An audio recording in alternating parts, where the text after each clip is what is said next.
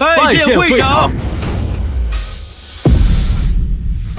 洪秘书长，宣布商会决定收回林斌一家3口所居住的房子，冻结他们的所有财产，还有撤销对其名下锦城集团的一切投资。会长，这样一来，你儿子林斌可就一无所有了呀！他们家有可能会露宿街头，甚至无家可归。没错，我要的就是让无家可归。各位旅客请注意，搭乘 K336航班前往首尔仁川的旅客，请尽快赶往登机口登机。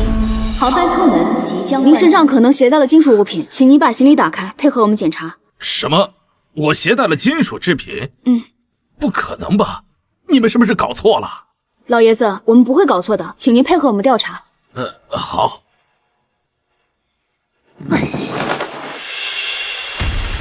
来，你看，这是大枣补血的，这是核桃补脑，孩子学习用功啊。这是我给他炒的花生，那边可能没有啊。这是红薯干，他小时候最爱吃的。爸，爷爷这是干什么呀？去首尔的飞机马上就要起飞了，在整我气。爸，不是跟你说了吗？让你把钥匙、手机、皮带扣这些金属东西提前拿出来，你怎么就是不听呢？要是耽误了静怡在首尔的夏令营，你负得起责任吗？哎呀，我这不是怕静怡出去以后吃不习惯，别再闹坏了肚子，特意给她带了些特产，这一忙啊就给忘了。不是我说你爸，你带这些东西干什么呀？这静怡现在是大学生，谁吃得了你这种上不了台面的东西啊？这到了首尔，不得被同学笑话啊！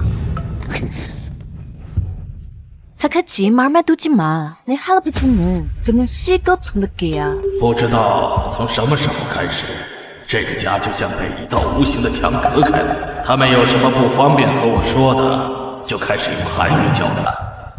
엄마할아버지 이렇게 하시면 너무 창피해요. 정말 바보 같아. 그거까지 꾸지 마시오. 어차피 다 깨를 거야. 괜찮다. 안 그래야. 입에 텔레카트는 나라의 콜 같은가요? 爷爷，你会韩语啊？ 내가 우리 도미게 팬큰 말하면 밤가 요크는 말하면 그냐? 내가 집게 내가 힘 키라 부키야. 爸，你别误会，静怡她这是在背单词，对，背单词。背单词，真是可笑。老头子，我现在还没有糊涂呢。这些年，我是又当爹又当娘，费尽心思把你们拉扯大，你们就这么对我吗？还有他们刚才对我说的那些话，难道你就不管吗？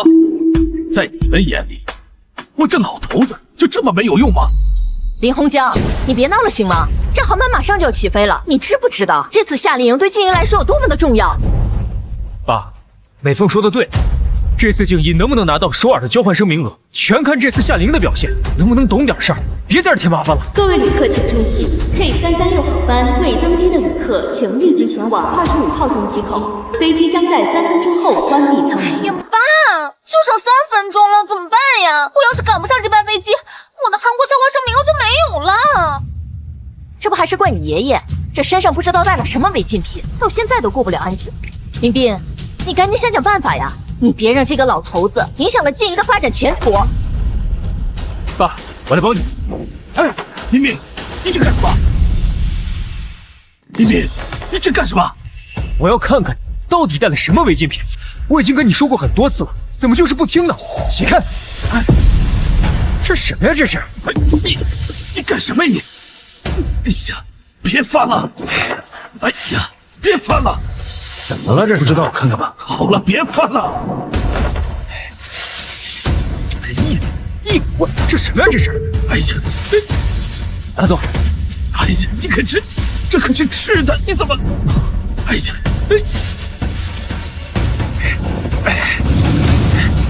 哎呀，这也没有金属制品，这到底怎么回事？肯定在他身上。林斌，把他的衣裳给扒了。哎，林斌，你想干什么？我都这么大岁数了，你让我当着这么多人面脱衣服？林洪江，都什么时候了，还要面子干什么？你知不知道这次对静言有多么重要？你要是耽误了航班，别怪我不给你留情面。爷爷，不就让你脱个衣服吗？你那老脸值几个钱？再说，哪有你孙女我的前途重要？儿啊，你跟我说实话，你也是这么想的吧？美凤都已经说了，让你脱你就脱，怎么这么矫情？好，我脱，我让你们看看我身上有什么。这家人真不是东西。脱了，脱了，快备证，快备证！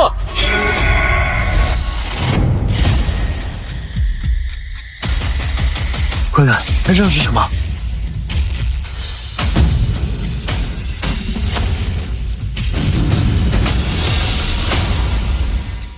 爸，你身上这是什么东西？这什么东西啊？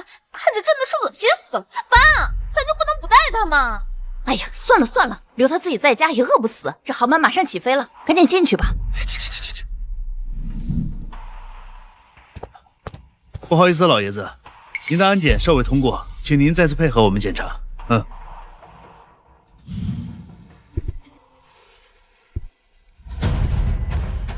怎么样？检测出来是什么？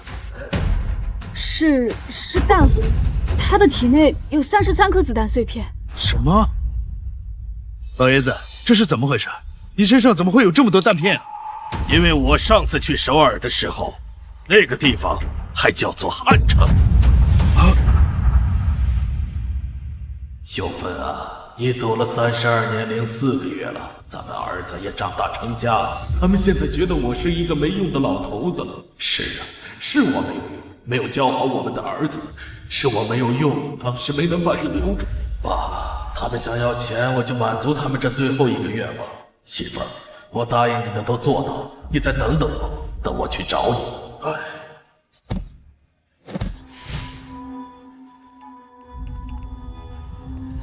喂，陆秘书长。会长，真的是您？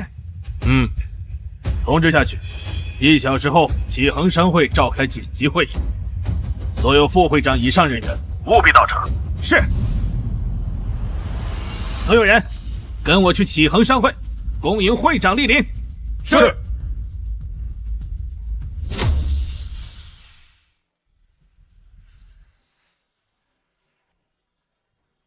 您好，我找陆征。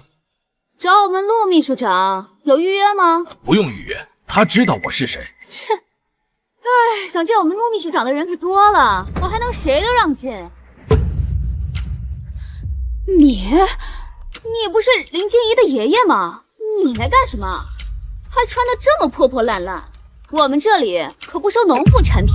嗨，姑娘，你误会了，我真的是来找陆征的，麻烦你通报一下。切，通报个屁！静怡都跟我说了，你就是个乡下来的糟老头子。我们陆秘书长是什么身份啊？启恒商会的2把手，是你想见就能见的？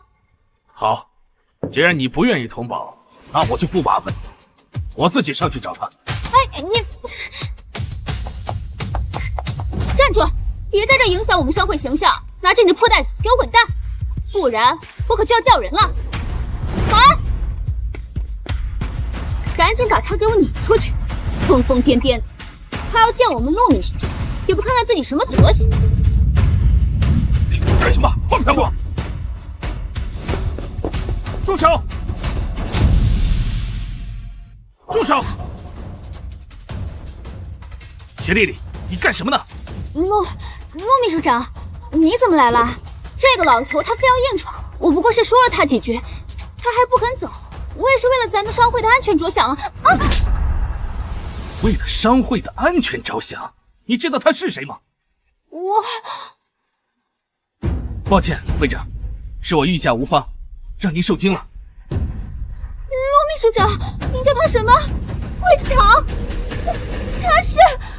他是启恒商会的创始人，也是唯一的终身荣誉会长。当年若不是会长白手起家，带领我们浴血打拼，哪会有今天的启恒商会？居然连会长都敢！我看你是活腻了。来人，在。哎，算了，小姑娘不懂事，不用跟她计较。好的，会长，您这边请。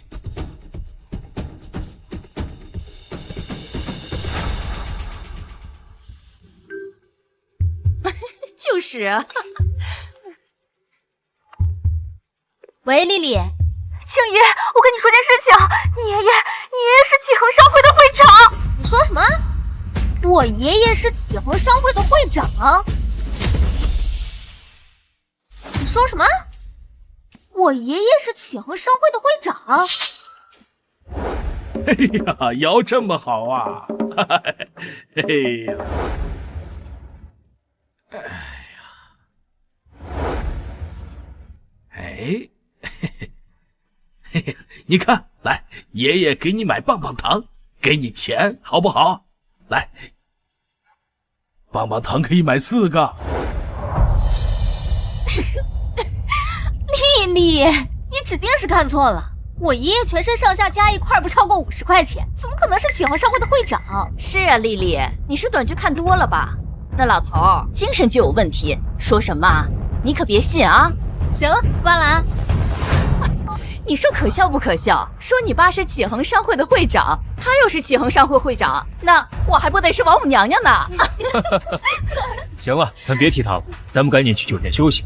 明天一早呀，经理还要去夏林报道。好，走。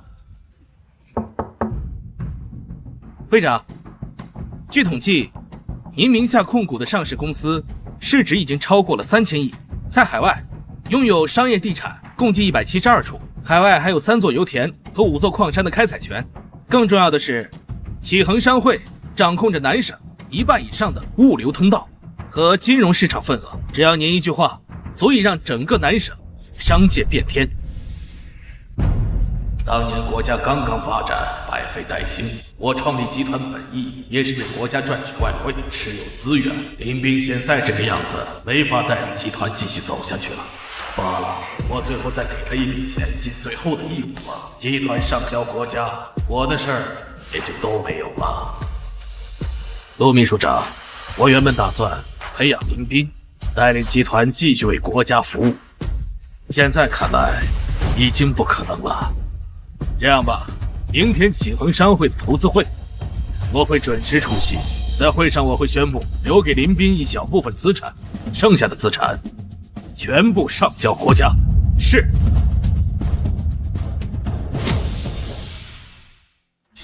什么？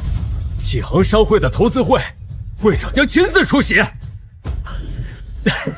快去准备厚礼，我要亲自将沈家祖传的千年人参送与会长大人。是。哎呀，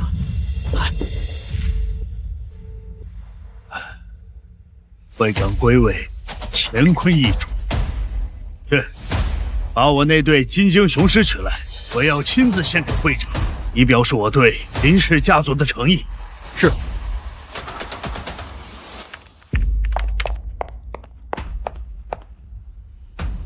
啊？什么？师傅他老人家决定回归会长之位？太好了！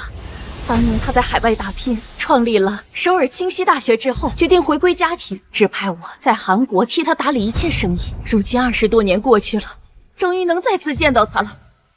快，立刻给我订最早一班飞往南省的机票，我要亲自去拜访他老人家。是。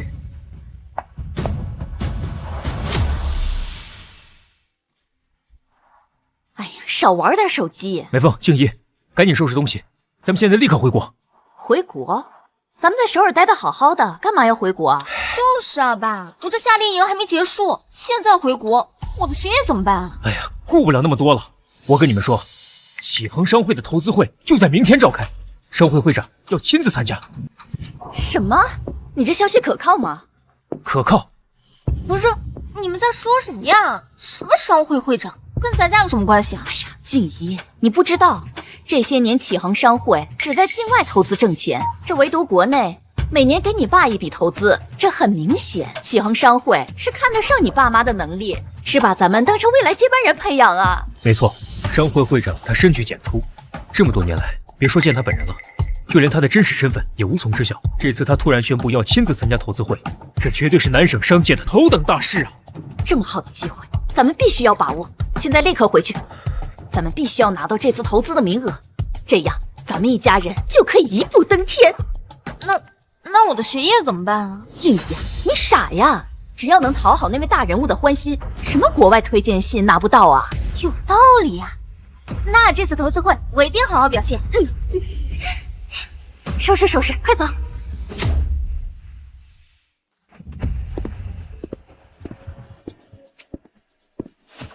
恭迎会长。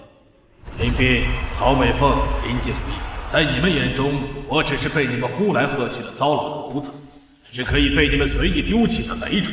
今天就让你们看看，脱下那身破旧衣裳的我究竟是谁。出发。是。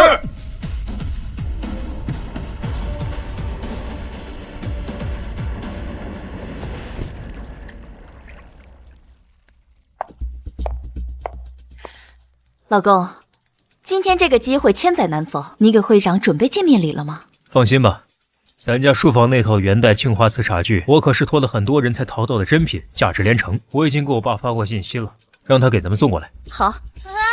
爸，我爷爷那人根本就不靠谱，你怎么能把这么重要的事情交给他呢？说的也是，你爸这个人干啥啥不行，吃啥啥不进，真要把这么贵重的茶具交给他，弄丢了怎么办？放心吧，他要是连这点小事都干不好，正好让他回老家。说的也对，他要敢挡我事儿，看我怎么收拾他。对，到时候就让他滚回乡下，永远别来烦我。哎，你们快看，这可是南省唯一一台3标的迈巴赫，这可是启恒商会会长的座驾。太好了，我们能见到会长真容，真是三生有幸。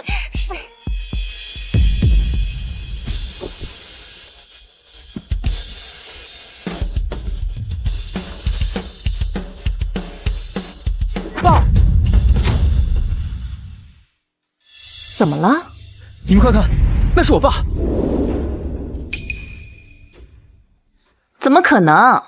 你爸大字都不识几个的糟老头子，怎么可能会来这么高端的投资会所，还开这么贵的车？就是啊，爸，你肯定看错了。我爷身上连件像样的衣服都没有，怎么可能穿那么贵的西服？说的也是，哼，可能是我太激动，所以眼花了。美凤、静怡，咱们赶紧进去吧。嗯，走，走。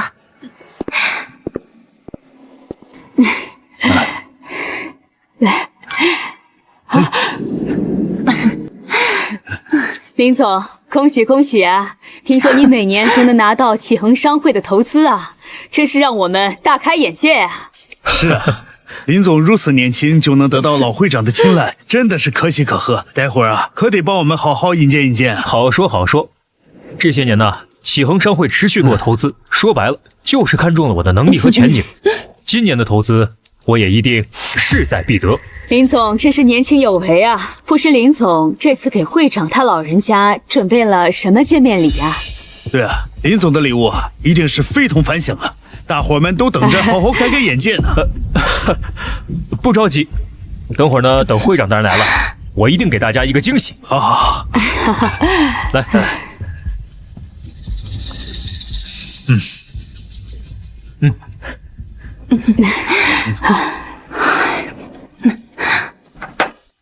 哎，老公，你爸怎么回事？这都这个点儿了，什么时候把给会长的见面礼给咱们送过来呀？这老头子越来越不像话了，我现在给他打个电话，快点，让他赶紧送过来。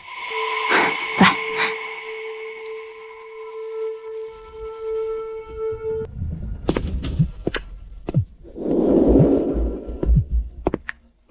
喂，什么事？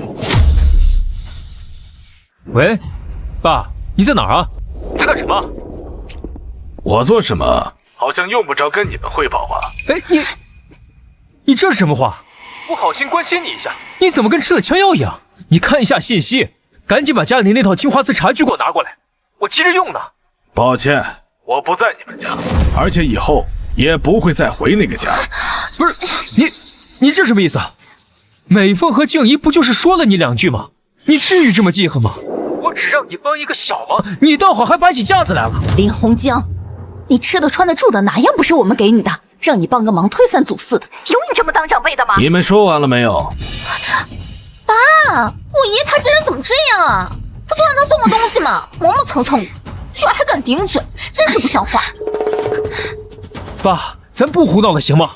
你赶紧把东西给我送过来，等今天事成之后，我给你买新衣服，我给你钱还不行吗？那边我送你们一句话：前倨而后恭，思之令人发笑。林洪江，你真当我们求着你了是吧？这个事情你爱帮不帮？别到了你躺在病床咽气的时候，你再来求我们。爸，你再这样不识好歹，就别怪儿子我不客气了。今天投资会之后，咱们桥归桥，路归路，从此我们父子俩再无瓜葛。启恒商会会长到。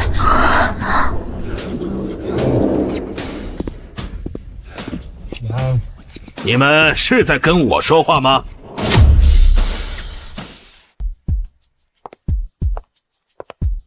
爸，怎么是你？你是启恒商会会长？怎么，你很惊讶？哎，老婆，你犯不着跟爸生气，这不是什么大事儿。你能不能跟你爸说一下，下次吃饭不要吧唧嘴，弄得我自己都没有胃口，我怎么吃饭啊？爸他年龄大了，这些事情没有注意到。还有，你爸上厕所能不能让他冲一下那个水？都熏到我了。家里还有个女人，他难道不知道吗？老婆，这些事情不要跟我爸太计较了。你要是觉得有些话你不能说，那我去跟他说。要么这个家没他，要么这个家就没有我。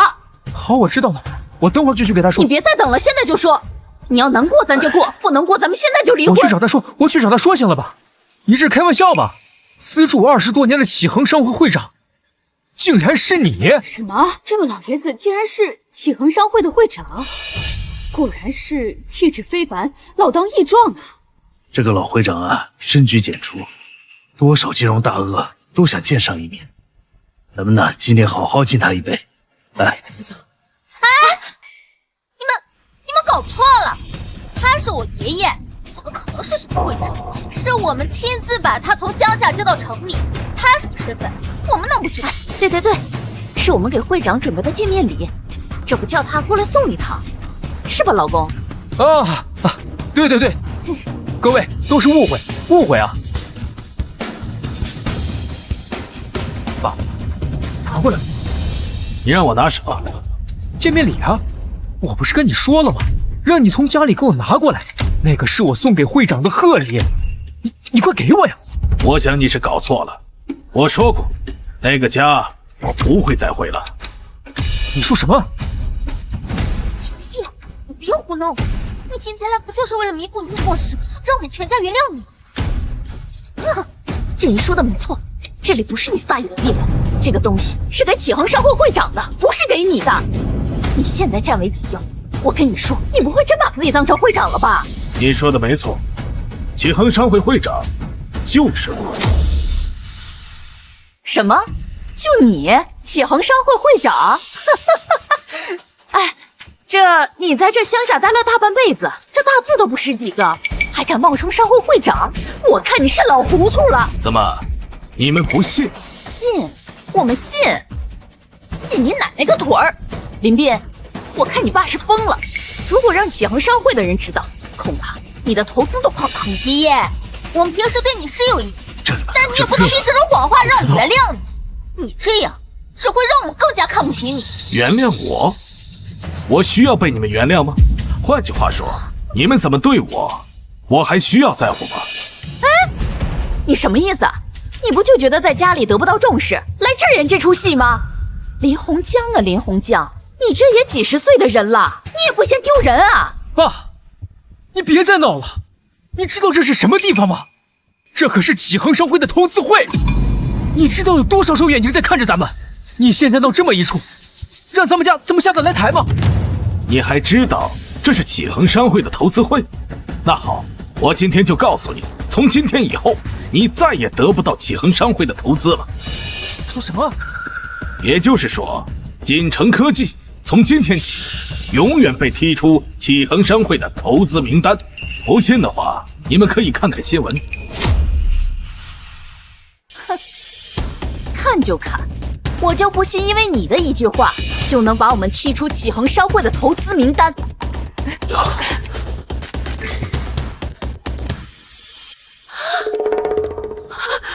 锦城科技永久被踢出启恒商会，这怎么可能？你们快看，启恒商会公布了新一年的投资名单，里头真的没有锦城科技。是啊，这怎么回事啊？这个林斌不是会长面前的红人吗？我看啊，80%是林总哪个地方得罪了会长，启恒商会的投资说断就断。锦城科技这次啊，怕是要凶多吉少了。得罪？哎，老公，这肯定是启恒商会知道你爸的所作所为，所以才不给我们投资的。赶紧让你爸别闹了。是啊，爸，爷他竟然冒充商会会长，再不把他赶出去，咱们家就真的没有退路了。去啊！爸，你想要什么？你可以跟我说呀。你为什么今天要闹这么一出？赶紧走吧！对不起，我不会走。如果我走的话，这个投资会将会很难办下去。林洪江，你还没完了是吧？林洪江，你没完了是不是？你现在对林斌的事业带来了阻碍，你心里不清楚吗？你非得把你儿子逼得山穷水尽，你才甘心呀！爸，今天是会长回归的重要日子，到时候沈家、谢家2位家主肯定都会来拜见。再让他这么胡闹下去，咱们林家只会得罪更多的人。老公，这静怡说的没错，这2大家主做作难省数10年，这要是在会长面前美言几句，那咱们锦城科技就还能有挽回的局面。是啊，爸，一旦爷爷做的这些糊涂事被2大家族知道了，咱们林家再难舍，名气那就彻底臭了。要不给他点钱，让他赶紧走吧。爸，你今天闹这么一出，真的是太不像话了。不就是想要钱吗？好，我给你。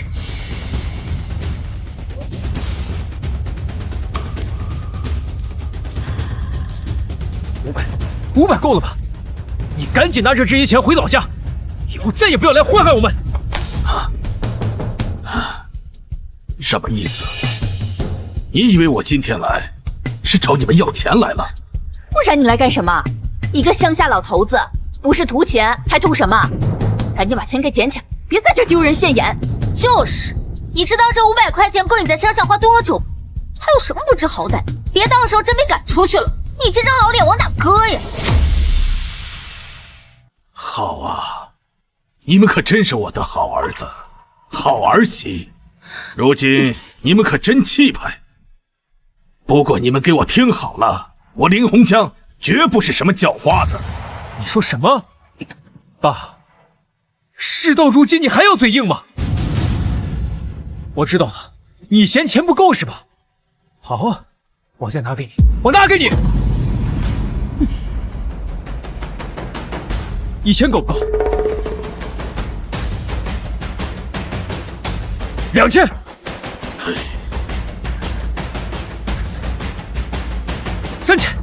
3000够不够？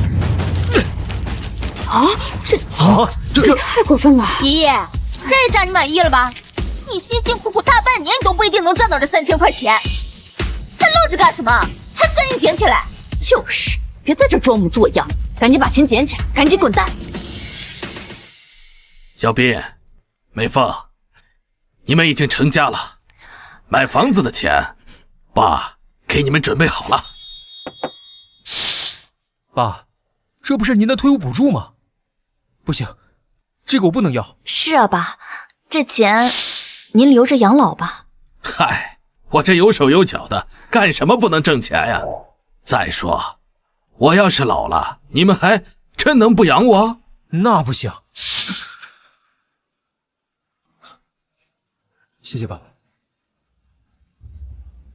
爸，您真好，我们以后一定好好孝敬您。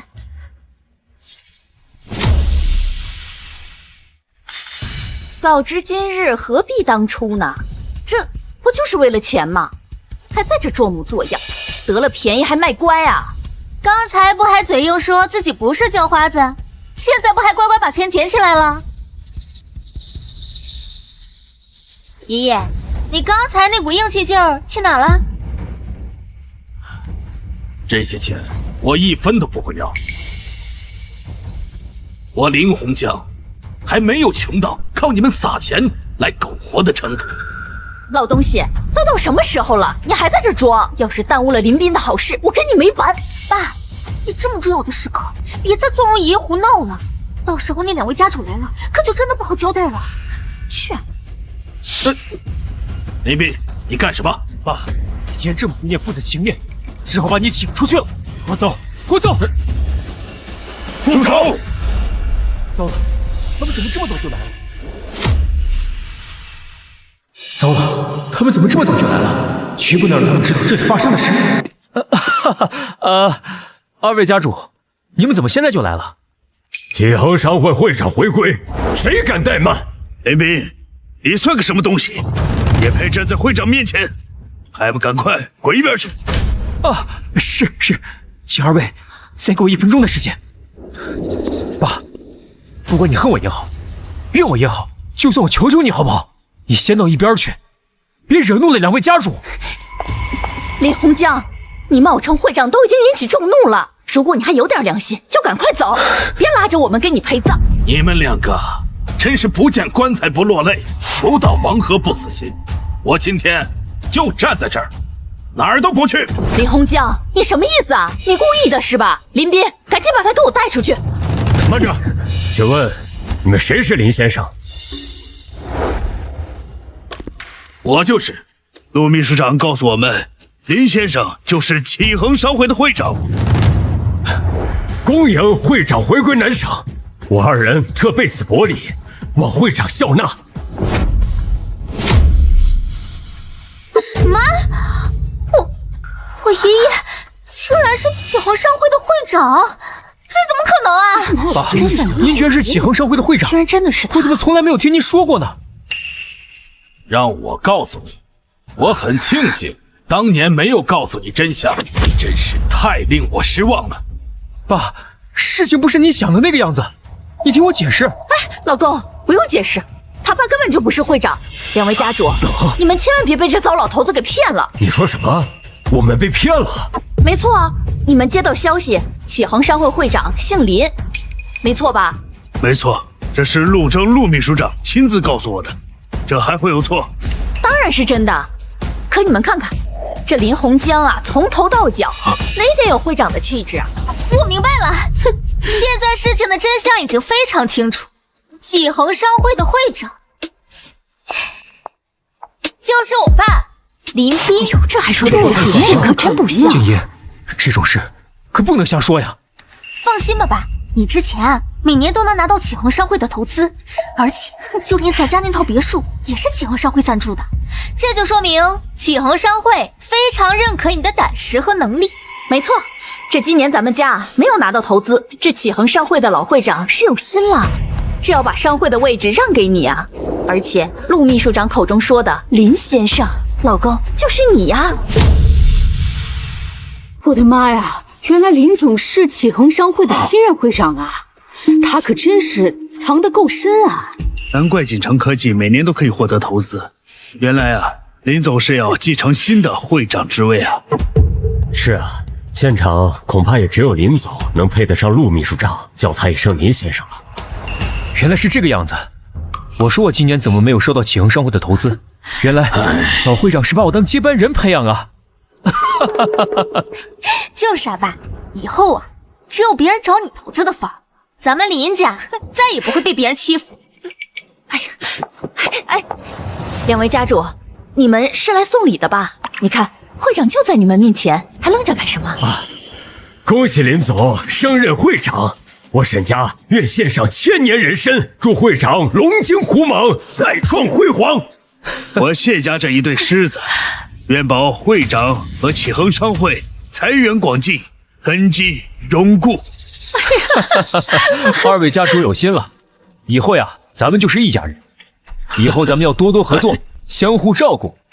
来，二位，请。请。爷爷，现在你没话说了吧？我爸才是真正的会长，你不把我们家放在眼里这件事，我们可以不跟你计较。但是你冒充会长这件事，必须有一个交代。没错，你最好赶紧给启恒商会道歉，否则别怪我不念旧情。让我给你们道歉，你们也配？林斌，就凭这些人不分青红皂白的对你吹捧一番，你就真以为自己是会长了？老东西，你什么意思啊？这林斌不是会长，难道是你呀？没错，爷爷，我们知道你心里不舒服，可你也不能因此就颠倒黑白吧？不就是让你道个歉吗？有什么好矫情的？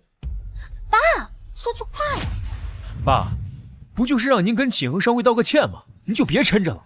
这个歉你要是不道，影响了我这个新任会长的声誉，那就别怪我不客气。林斌呀，林斌，你还要执迷不悟到什么时候？启恒商会会长之位，岂是你这种忘恩负义、是非不分的人能做的？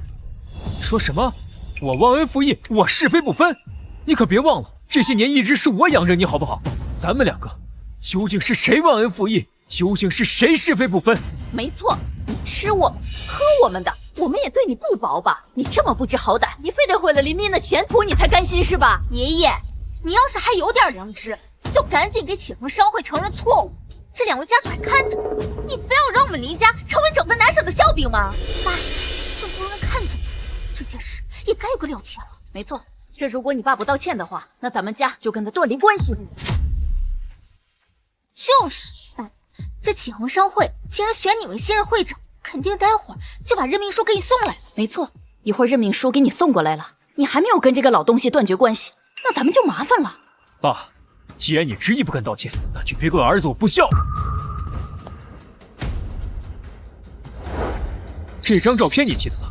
这是我刚把你接回城里住的时候，我们一家4口拍的唯一一张合影。现在这一切没有意义了。等等，林斌，你真的决定要跟我断绝关系？哼，事到如今，我有什么可想的？那时候你说，只要我们一家人心齐，日子就会越过越好。可是现在呢？你看看你都做了些什么？为了你那点莫名其妙的虚荣心，竟然冒充会长，毁了我的前途。没想到你竟然执迷不悟到了这种程度。也好，既然你不后悔，我也没有什么好劝你的了。好，大家都听着，林斌跟林洪江今天断绝父子关系，从此你走你的阳关道，我过我的独木桥，父子两人再无瓜葛。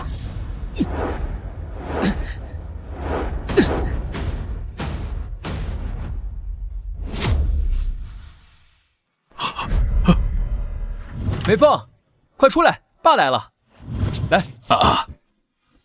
要不是你那5万块钱呢，我跟美凤也不可能在城里买房子。以后呀，你就把这里当成自己的家。爸，哎呦，这是静怡吧？哎呦，真可爱呀！林斌、美凤，我知道你们手头紧，我这里还有3000块钱，你们拿上，嘿嘿，就当是给静怡的见面礼。这怎么好意思啊，宝贝，叫爷爷。爷爷，哎，爸，你对我们好，我们都记在心里，以后我们一定会好好孝敬你。今天，咱们就拍一个全家福，以后咱们家一定越来越好。1、2、3，茄子！好，很好。这20多年来，我隐姓埋名，无非是想看看你能否守住本心。没想到你还是被这外面的浮华世界迷住了双眼，连生你、养你的父亲都如此践踏。老东西，你在说什么呢？我们早该这么做了。像你这种不知好歹的东西，根本就不配做林斌的父亲。没错，爷爷，这都是你逼我们的。待会启恒商会的任命书送过来，你就等着后悔去吧。按你们的如意算盘，恐怕是要打翻了。启恒商会送给你们的不会是什么任命书，只能是冻结你们资产的律师函。老东西，你脑子被门挤了吧？在这说什么胡话呢？那2位家主都已经给我们献礼了，这任命书马上就给我们送过来。就是啊，爷爷，你以为你是谁呀？还冻结资产？等会儿任命书一送，我看你还有什么好说的。林斌，好好收拾收拾，这咱们以后啊就没有后顾之忧了。等一会儿启恒商会就会把任命书给你送过来了。美凤，哎，静怡，还是你们对我好，不像某些人，心里面只有他那点虚荣心。你们放心，等我正式任命为会长，我一定会给你们更好的生活。请问哪位是林斌啊？我是林斌，您一定是启恒商会派来的，来给我送新任会长的任命书是吧？林斌先生，您误会了，我今天过来是要给您送律师函的。您名下所有的房产和财产已经被全面冻结。什么？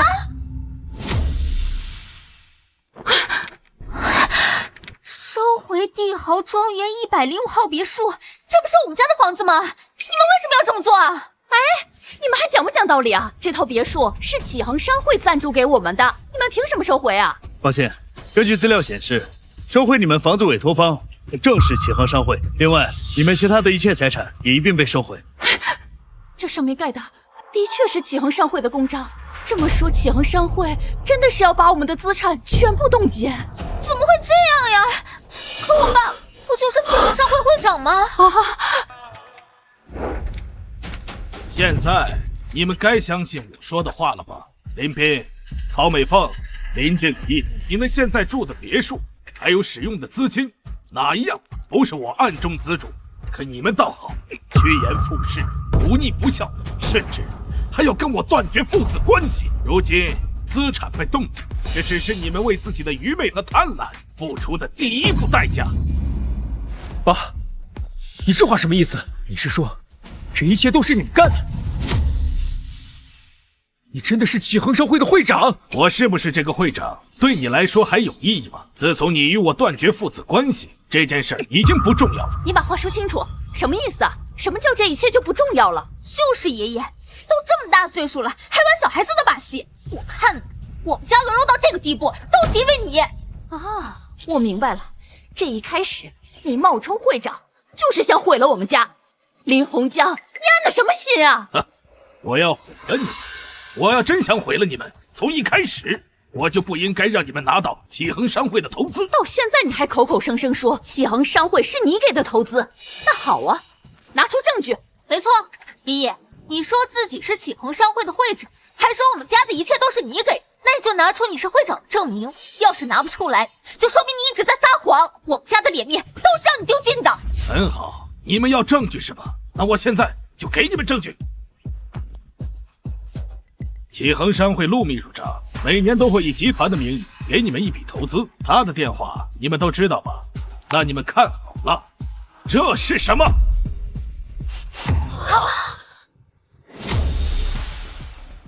你们看好了，这是什么？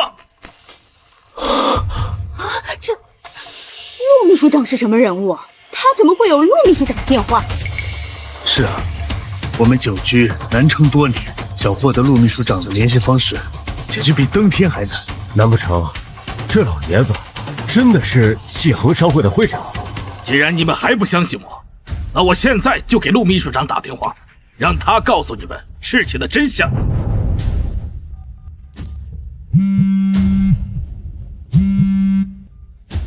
喂，会长，陆秘书长，是时候了，把一切都告诉他们吧。是。你干什么？会长，会长，林洪江，你的戏该演完了吧？你也不照照镜子，自己是什么身份？你这从乡下来的糟老头子，你也配有陆秘书长的电话？就是，那给他关机。你知不知道你们在做什么？我当然知道，我就是让你知道，你的伪装该彻底收场了。你以为你随便存个电话就能冒充商会会长？会长那边的电话怎么会突然断掉？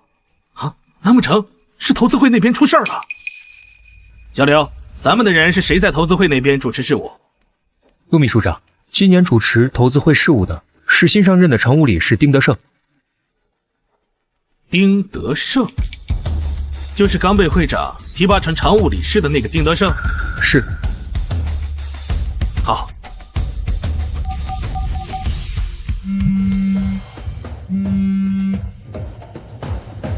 喂，丁德胜，我是陆征。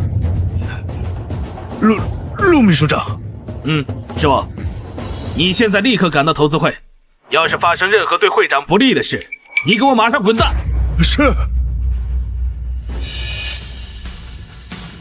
我身为常务理事刚满1周，从未见过会长真容，今天机会终于来了。叫上所有兄弟，我看谁在这跟会长过不去，就扒了他的皮。是。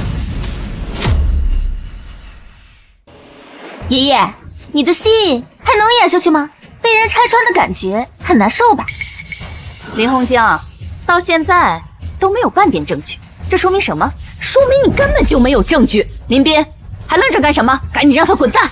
就是啊，爸，爷爷在这里已经引起众怒了，要不是因为他，咱们家资产能被冻结吗？为什么？为什么把我害到这种地步？真是瞎了眼！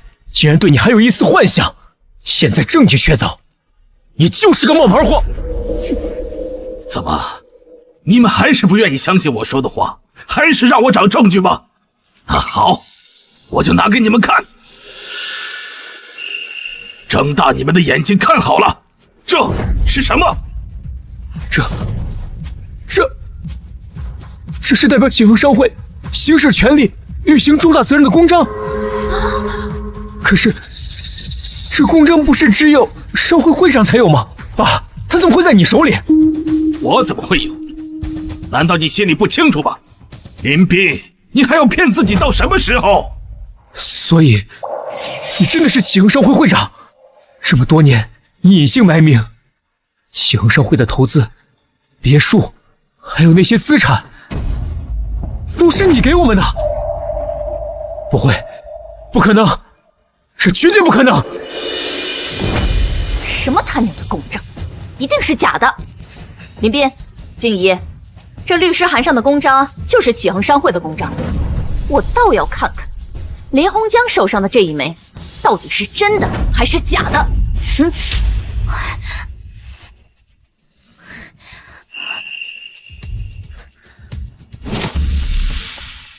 这什么玩意儿？这字体完全都对不上啊！你这一枚一定是假的啊！爷爷，你也太过分了！你怎么能拿一个假章来骗我们呢？爸，这到底是怎么回事？难道你真的拿一枚假公章来糊弄我们？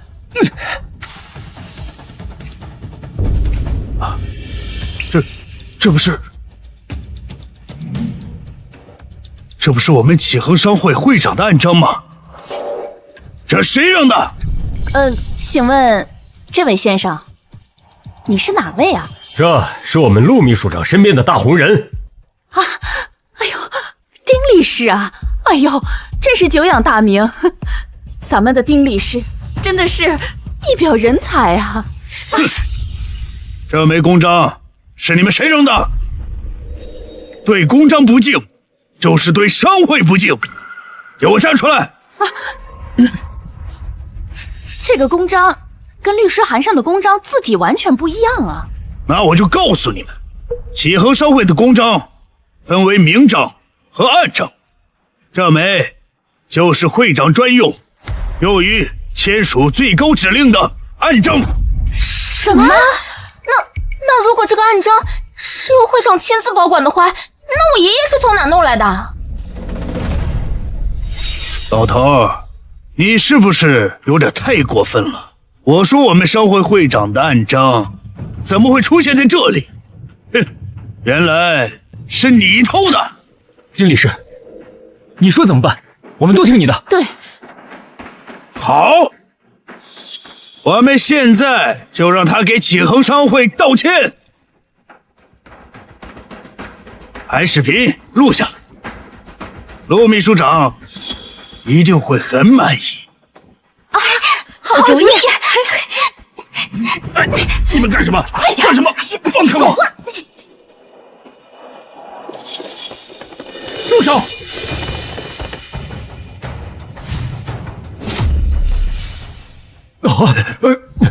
陆秘书长，你说什么？你就是鼎鼎大名的陆秘书长？陆秘书长，你可算是来了！这里有人冒犯我们启恒商会会长大人，我正在替你教训他。是吗？你说的冒犯会长的人是谁？就是他。就是他不但冒充会长，还对咱们启恒商会出言不逊，搞得咱们启恒商会好像是他们家的一样。没错，陆秘书长，这个人虽然是我爷爷，但是我们家已经跟他断绝关系了。你要是想处罚他，何必牵连我们啊？对，我们现在跟他可没有任何瓜葛了。他就是一个老无赖，自己没本事，还在这伪装会长，在这招摇撞骗。是啊，这个林洪江偷了只有会长才能保管的暗证，我当然要教训他了。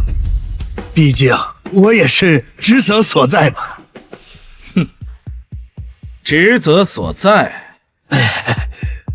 今天我就让你看看什么叫职责所在。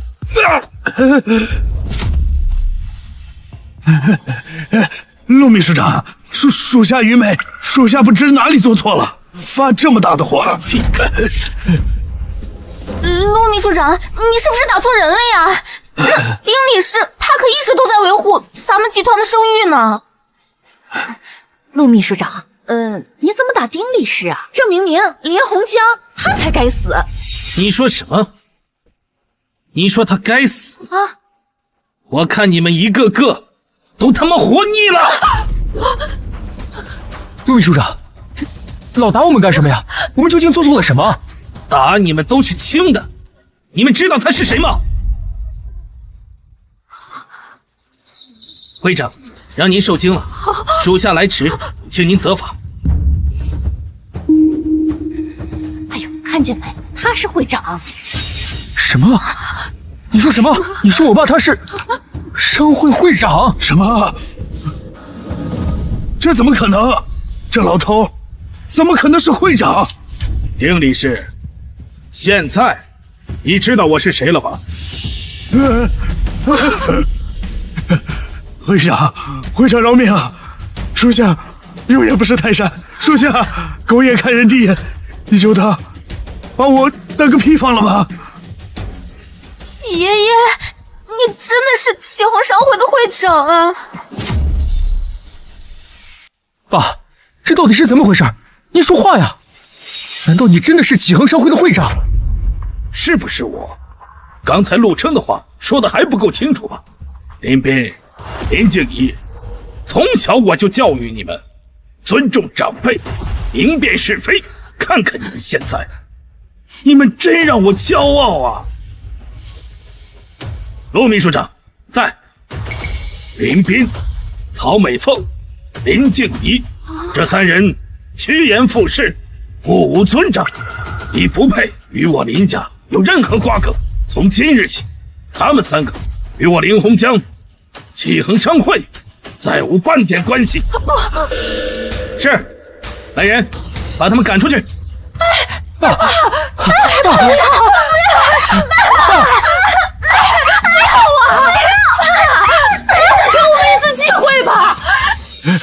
会长，我求你了，再给我一次机会，我不敢了，我以后再也不敢了。好啊，我可以不开除你。陆秘书长，咱们商会还有什么空缺的职位没有？启禀会长，新型汽车生产线的碰撞实验室还缺一名假人。是什么？来人，给丁理事投最高的人身伤害险，送他去碰撞实验室报道。求你了，会长！求你了，会长！会长，给我次机会，会长！哎呀，真是自作自受啊！让各位见笑了。现在我宣布，启恒商会投资大会正式开始。会长，投资大会已经圆满结束了。林斌一家三口的房产、资产均已冻结，如今他们只能住在城中村的廉价出租屋里。让他们吃吃苦头也好，免得今后再做出那种嫌贫爱富、背信弃义之事。是，会长，还有一件事，您在海外打拼时的女弟子崔淑妍已经入住商会旗下的酒店，她正在筹办首尔清溪大学校友会，希望您能够届时以学校创始人的身份出席。舒妍呐，这么多年过去了，他终于还是找来了。当年他家道中落，被商业对手算计至濒临破产，恰逢我以私人身份赴韩国拓展海外市场，见他聪慧果决，默立收为女弟子。20多年了，也不知道他历练的如何了。通知下去，这次清溪大学的校友会，我将亲自出席。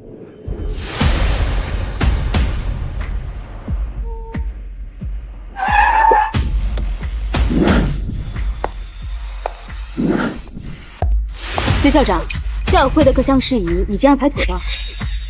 这是本次校友会翻译员候选人名单，请您过目。林静怡，怎么看着这么眼熟？崔校长，根据调查，她是您师父林洪江唯一的孙女，一直想来清溪大学深造。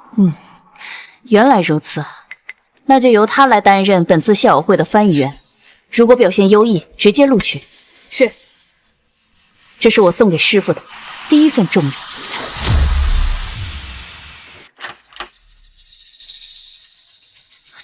哎呀，这什么破地儿啊，倒出一股酸味儿，这我们怎么住啊？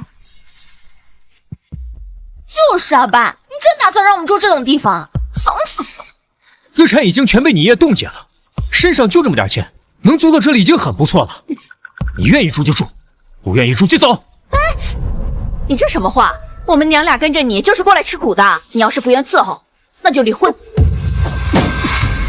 你要跟我离婚？好，要不是你撺掇着我跟我爸断绝父子关系，我能沦落到这种地步吗？你要跟我离婚是吧？好，那咱们现在就去。哎，你干什么？你还真要跟我离婚呀？你们不要争吵了！现在最重要的事情是想办法赚钱，要不然咱们下个月的房租都交不上。哎，爸妈，你们快来看，这次清溪大学的校友会邀请我当翻译员。这次清溪大学的校友会邀请我当翻译员。什么？哎呀，这怎么可能？这有什么不可能？这静怡的小舅可是在清溪大学当实习助教，这校友会正好缺翻译，这是要给我们静怡一个机会呀！太好了，静怡，这可是你小舅的面子呀，你可一定要好好把握这次机会。如果能搭上清溪大学这条线，以后进名校、找好工作，全部都手到擒来啊！没错，放心吧，爸妈，我肯定会好好努力的。到时候就让我那个不靠谱的爷爷看看，咱不靠他也能飞黄腾达。哎呦，你们看看，这可是清溪大学崔淑妍女士亲自点名啊！我的女儿出息啦！崔淑妍，我听说过她，她可是全球首屈一指的商业女强人，经高人指点，创造了自己的商业帝国。她旗下的资产可是启恒商会的10几倍呢！哇，是吗？那这个机会可得好好把握，在崔校长面前一定要把握好这个机会。别说去清溪大学了，就算去他的公司当高管，那都不是问题。那个时候，咱们一家3口就会飞黄腾达，把你那个爷爷死老头踩在脚下。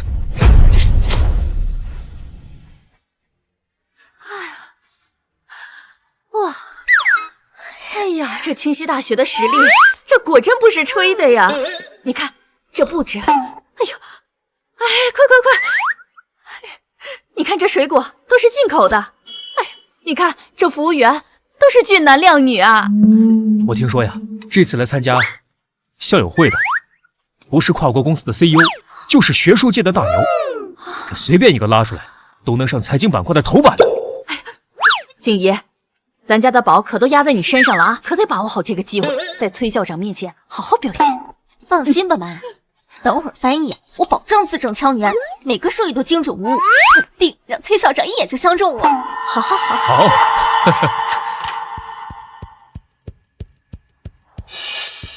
林会长，崔校长正在赶来的路上，还请您多多担待。哎，爸妈，那不是我爷爷吗？他怎么会在这儿啊？就是啊，他虽然是启恒商会的会长，但说到底，他也只是个暴发户。怎么可能来参加这么高端的校友会？我当然知道，这不是明摆着吗？我当然知道，这不是明摆着吗？내가 오르도미게 팬캔 말하면 바보가 요크는 말하면 교냐? 내가 제부케야. 내가 헤엄 케라부케야. 哎，我算知道，这就是明摆着。他不就是仗着自己会说2句韩文，就想抢静怡的翻译的位置？这老头的心怎么这么黑呀？林洪江，我说你脸皮怎么这么厚啊？你冻结了我们家的资产不说，还想来捣乱，毁了静怡的前途。我告诉你，你以为你这还在境外吗？我都不信你能在 H 国还能一手遮天。我告诉你，没门儿！今天只要我在场，谁也别想影响静怡的这个前途。我不知道你在说什么。我今天是来参加清溪大学校友会的。至于你们说的什么捣乱，我不清楚，也不关心。你少在这跟我装！这清溪大学可是顶级学府，不是你这个暴发户能来的。你当真我不知道？就是啊，爷爷，别装了，你根本就不是清溪大学的校友，别仗着自己会几句韩文，就想顶替我翻译员的名额，借此攀上崔校长的关系。爷爷，我知道你还在生我们的气，但是你知道这次翻译的名额对我来说有多重要吗？你也太狠心了吧！哦，我明白你们说的什么意思了。原来是崔淑妍选了你作为这个校友会的翻译员，看来淑妍真的是有心了。你知道就好，别以为自己有几个臭钱就能一手遮天。我们家静怡可是崔校长亲自选的这个翻译，你如果识相的话，赶紧滚，别在这丢人现眼。林边，你还在愣着干什么？赶紧把他给我轰出去！如果影响了静怡的前途，我告诉你，咱家还有活路吗？你还犹豫什么？别以为你爸有点臭钱，可他给我们半分了吗？你就不配是一个长辈。就是呀，爸，你忘了他是怎么冻结我们资产，让我们住出租屋的吗？等会崔校长来了，我们怎么交代呀？爸，不，林会长，这里不是你应该来的地方，请你马上离开，否则我就要对你不客气了。什么？你要对我不客气？林斌，你就这么相信他们两个说的话吗？没错，我们已经断绝关系了，所以你就别再来纠缠不休。别等一下崔校长来了，看到你在这儿，还以为我们跟你有什么牵扯呢。好啊，这就是我辛辛苦苦拉扯大的好儿子吗？为了攀附权贵，连最基本的孝道和良知都抛到九霄云外去了吧？林洪江，你别在那说有的没的。如果你还认为自己是个长辈，还有半点羞耻，就不要在这儿闹。如果你耽误了静怡的前途，我跟你没完。是吗？你们以为崔淑妍选林静怡做这个翻译员，真的是看上了她的能力？我实话告诉你们，你们这20年所得到的一切，包括你们现在，都是看在我的面子上，否则你们连这个校友会的门朝哪儿开都不知道。胡说！你少在这挑拨离间！崔校长明明就是看中我的能力，跟你有什么关系？没错，堂堂清溪大学那可是最注重文化底蕴的学术殿堂，不是你这种暴发户能玷污的。识相的赶紧滚，不然我就叫人了。叫人？好啊，那把你们的后台都叫出来，我倒要看看究竟是谁在你们背后撑腰。好，这可是你说的，这人外有人，天外有天。你别以为自己有钱，这可是清溪大学顶级学府，我倒要看看你还能有多嚣张。就是啊，爷爷，我实话告诉你，我小舅是清溪大学的实习助教，那可是崔淑妍崔校长面前的红人，只要他一句话，就能让你滚出去。静怡，别理他，等一会儿我就给你舅舅打电话，让他自己来处理。我倒要看看这个文盲到底还能放肆多久。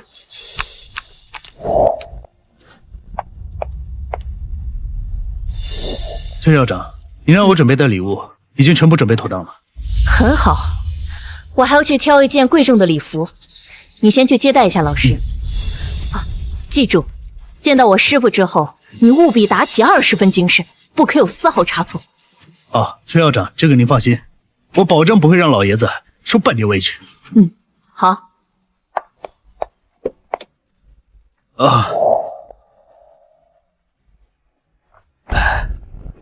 校长慢走。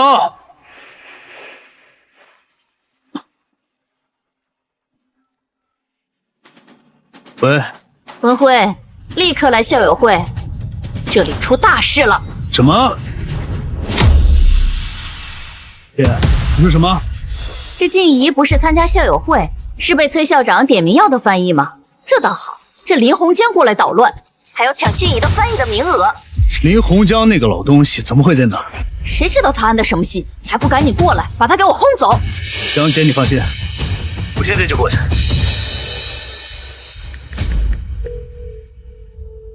喂，崔校长交代过了，让我们打起20分精神，不能有丝毫差错。现在有人不长眼，在我们校友会上闹事，你召集所有人，跟我现在过去一趟。听到了吗？我弟弟马上就要过来了，一会儿有你好果子吃。识相的赶紧滚，不然我就叫人把你抬出去。就是啊，爷爷，你现在走还来得及，要不等我小舅来，让你下不来台。哼！收起你们的春秋大梦吧，区区一个实习助教，也配说让我下不了台？我看你们还没这个资格。你装什么呀？这里可是清溪大学，你不会告诉我你是清溪大学的创始人吧？你说的没错，清溪大学正是我20年前所创办的。你们所谓的崔淑妍崔校长，正是我当年亲手教过的学生。爷爷，你没发烧吧？你说你是清溪大学的创始人，我看你是看小说看多了吧？爸，快说说他呀！爸，我知道你心里有气，想找回场子，但是你脑子能不能清醒一点？这里是清溪大学的校友会，不是你撒泼打滚的地方。何笑！你所谓的神坛不过是我的过往。20年前，我在汉城创办清溪大学，这里的一砖一瓦都凝聚着我的心血。爷爷，你别瞎话编的也太离谱了吧！你要是清溪大学的创始人，那为什么崔校长从来没有提过你，反而点名让我来做翻译？这说明崔校长根本就不认识你。行了，静怡，别理这个疯佬，等一会儿你舅舅来了，就会把他给轰出去。你们以为曹文辉这个所谓的实习助教真的靠本事进了清溪大学吗？要是没有我的默许，恐怕他连这所大学的门朝哪开都不知道。行，爸，你今天是铁了心要毁掉静怡的前程是吧？好，既然你这么喜欢演戏，我们就陪你演到底。等下崔校长来了，我看你怎么圆谎。哎，我看是谁在校友会上撒野啊！哎呀，文辉，你终于来了！这个糟老头子，他真是疯了！他竟然冒充清溪大学的创始人，还要抢静怡的翻译的位置。他这是要把我们一家人往死路上逼呀！就是啊，小舅，爷爷他完全不讲道理，还说要把我们赶出去呢。曹文辉是吧？你来的正好。既然你一直待在舒言身边，你应该知道我的身份。那你告诉他们，我是谁？你他妈不就是个乡下的糟老头子吗？我他妈还能不认识你是谁？清溪大学的创始人，我呸！哎，文辉，你的意思是说他是彻头彻尾的骗子，对吧？姐，静怡，别怕，像这种大街上随便抓到的一个碰瓷的老骗子，我他妈见多了。小舅，还是你有见识，要不是你今天来了，我们都信了他的邪了。爸，听见了，文辉他可是清溪大学的实习助教，连他都不认识你，还在这装什么装？曹文辉，你口口声声说我是骗子，那你告诉我，你是怎么招进清溪大学的？你这个所谓的实习助教的名号又是怎么来的？你胡说什么？我曹文辉可是凭真本事进的清溪大学，那是崔校长看中我。就凭你那连韩语都说不利索的水平，那也叫本事？我告诉你，当初要不是看在你姐的面子上，我随便写了一封推荐信，你恐怕连清溪大学的门朝哪开都不知道。你说什么？我当年进清溪大学的推荐信是你写的？这不可能，这绝对不可能！爷爷，你编谎话也编个像样点的吧？我小舅可是靠自己实力考上的，怎么可能跟你有关系？我看呀，你就是看不着我们家好。没错，彬彬，这文辉的推荐信不是你弄来的吗？你快给大家解释解释啊！爸，别在这危言耸听了。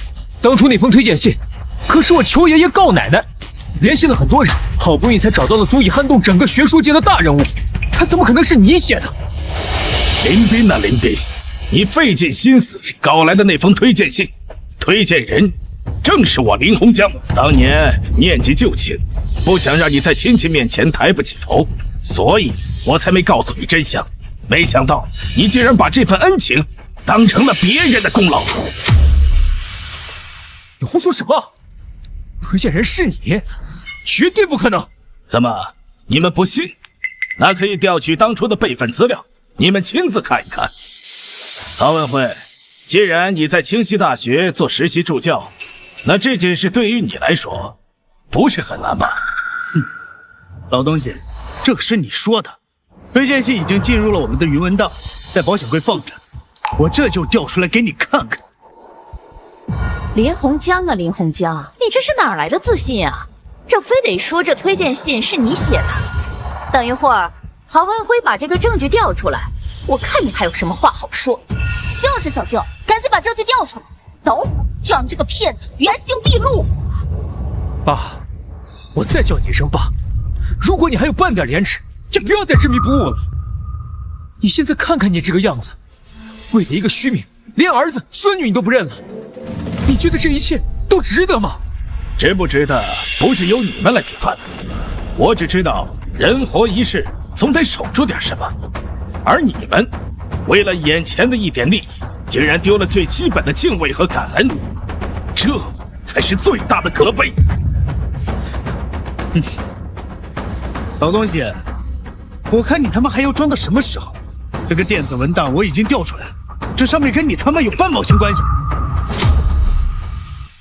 哦，那你帮我看看，这上面是不是用了清溪大学专有的竖排信笺？开头写的是不是自有曹文辉先生，品行端正，学识渊博，特推荐入职我校？落款是不是有汉江钓叟4个字？这上头虽然没有落款，可是他说的信笺的笔法，开头的措辞，竟然和林洪江说的一模一样。这么说，这封信真的是他写的？不可能，让我看看。小舅，这信笺和开头的话说的是跟爷爷的一样。不是，文辉，这怎么回事？这汉江钓叟是谁呀？跟他有什么关系啊？汉江钓叟是崔校长最敬重的恩师，是清溪大学的名誉校董。我以为他是传说中的人物，没想到是真有其人。那这20年前，我在汉城创办清溪大学后，便退居幕后，潜心学术，偶尔垂钓汉江。舒言便给我起了这么个外号。曹文辉，你今天能站在这里，成为所谓的实习助教，全凭我当年的一句话。这不可能，林洪江，你就是个骗子！这汉江钓叟那可是手眼通天的人物，怎么可能会是你这么个糟老头子？这汉江钓叟那可是清溪大学的图腾，就连崔校长都得对他毕恭毕敬的，你怎么可能跟这么大的人物扯上关系啊？这文辉，你是不是搞错了？姐，可是这信笺的笔法、格式，怕是只有崔校长和名誉校董可以调取，这假不了啊！那这么说，爷爷，难道你真的认识崔校长的恩师啊？不仅是认识，我就是他。当年我偶尔在汉江垂钓，舒言这孩子觉得我有趣，就给我起了这么一个外号。怎么，现在你们信了？不可能！就算这封信是你写的，也只能说明是你运气好，是你遇见的大人物，并不能证明你就是清溪大学的创始人。没错，林洪江，你别拿这个陈年旧信来这糊弄我们。哼，这是清溪大学，你认识人又怎样？那是以前的事情。现在30年河东，30年河西，你现在跟清溪大学已经没有关系了。文辉，不要跟他啰嗦，赶紧现在叫保安，把他给我轰出去。李洪江，你根本就不是汉江钓叟，这种顶级的宴会不是你这种人能来的。爸，你真是太让我失望了。现在都什么时候了，你为了证明自己的身份，还把这种陈芝麻烂谷子的事情翻出来讲。你看看你现在这个样子，你就像一个小丑。没错，就算你是汉江钓叟又能怎么样？我可是崔校长亲自点名聘用的翻译员，我小舅可是清溪大学的实习助教，那崔校长很明显要看中我们这边才对啊！执迷不悟，简直是执迷不悟！你们以为这翻译员的名额就能靠你们那样微不足道的关系能拿到的吗？你少在这装神弄鬼！你不就嫉妒我们家静怡有出息，嫉妒我们文辉在清溪大学有本事吗？文辉，别跟他啰嗦，赶紧叫保安把他给我轰出去，别让这个疯老头坏了崔校长的校友会。好的，姐，我就让这个老东西看看我曹文辉在清溪大学真正的实力。保安，是，把这个老东西给我架出去，别让他脏了我们的地毯。上！你们干什么？放开我！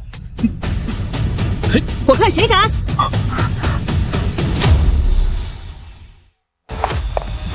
林老先生，让您久等了。崔校长还在赶来的路上，他特意叮嘱，让您在主位稍后。不是啊，这位小姐，你是不是认错人了？他是我们家那个被赶出来的老爷子。认错？全南省敢冒充林老先生的人还没出生呢。林老先生是我们校友会的特邀贵宾，也是我们校长最敬重的长辈。你们又是谁？我们是林先生的家人，我们这一家人闹着玩呢，是不是老头子？哦，请问林老先生是这样吗？这些人与我无关，他们在此喧哗，影响校友会的秩序，你看着处理吧。既然林老先生说你们与他无关，那就请你们现在立刻离开，这里不是你们能来的地方。凭什么？我们静怡可是崔校长点名要的翻译员。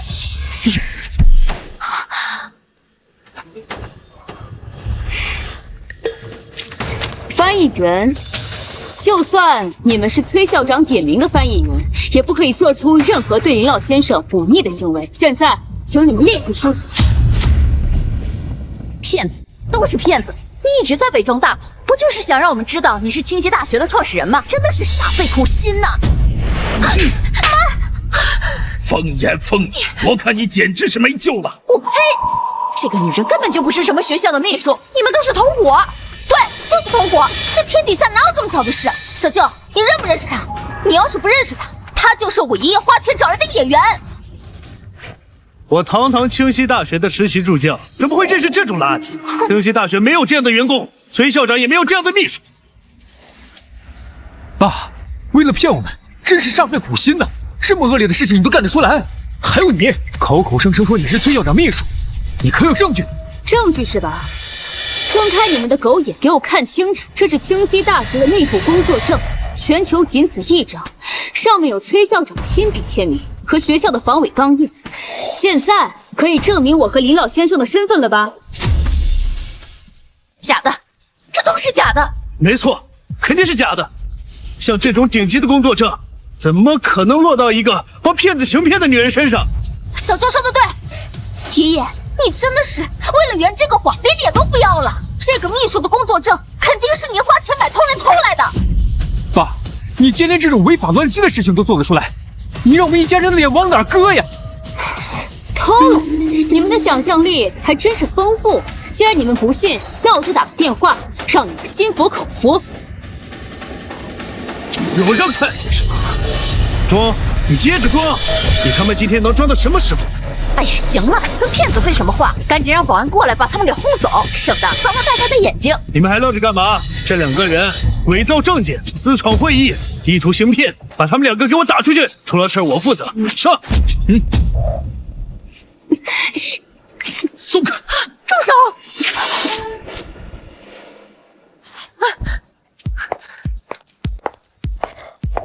师傅，舒言来晚了，让您受惊了。无妨。崔校长，你刚才叫他什么？师傅。崔校长，您是不是搞错了？这个糟老头子怎么可能会是您师傅呢？放肆！你们是什么东西？竟敢对我的恩师清溪大学的创始人无礼！这是真的。完了，创始人？那刚才我爷爷说的都是真的。哎呀，你们知道就好。舒言，这里由你全权处理吧。好，来人。哎，别，那个崔校长，您看看我们静怡呀，他可是你亲自选的翻译员啊，你不能因为这个糟老头子就否定了我们静怡的努力呀！你可别被这个糟老头子给蒙蔽了呀！哼，林静怡是吧？你能做这个翻译员，不过是我看在林老先生的面子上，给你一次学习的机会。什么？现在看来，你连最基本的为人处事都不懂，这个机会你也不配拥有。陈校长，求您再给我一次机会，我一定会好好表现的，我一定。够了，我做过的决定，别再让我说第二次。还有你曹文慧，你身为清溪大学的实习教授，不但不辨别是非，更是助纣为虐，该当何罪？徐校长，我这就向你和林先生道歉。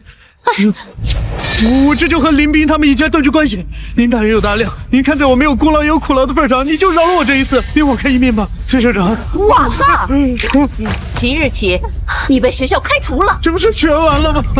林斌、曹美凤，你们二人不仅对林老先生无礼，更是公众场合撒泼打滚，扰乱秩序，真是其行可比，其心可诛。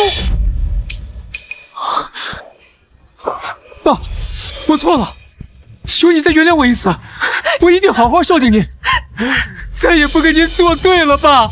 爸，林大人有大量，我给您磕一个，磕一个。景怡他还小，他不能没有这个机会呀，爸。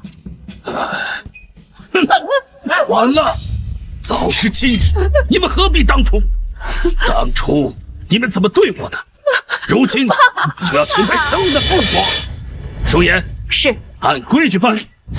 来人，将他们给我逐出宴会厅，以后清溪大学的任何活动都不允许他们参加。别，爸，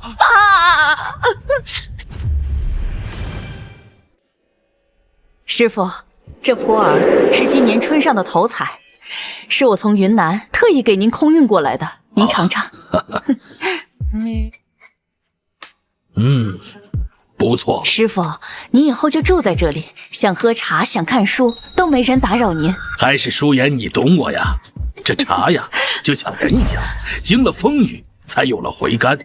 舒言啊，这些年你在韩国帮我打理那些资产，辛苦你了。师傅啊，您说这话可就折煞我了。当年要不是您收我为徒，哪有今天的崔淑妍呀？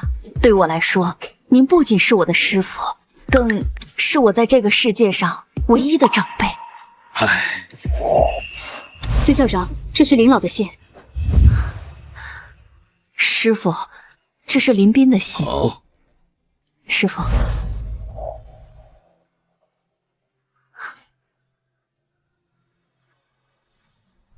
爸，提笔写下这封信时，窗外正下着雨。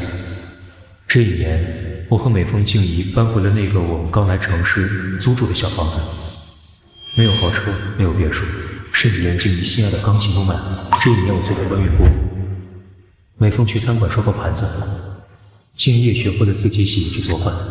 我们从云端跌落泥潭，才真正明白什么是最该珍惜的东西。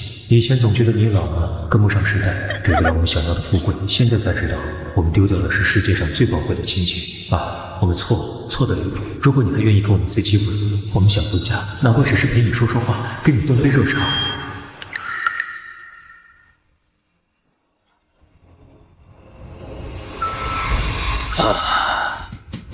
师傅啊，您愿意原谅他们了？路是他们自己走的，能否重新站起来，还要看他们自己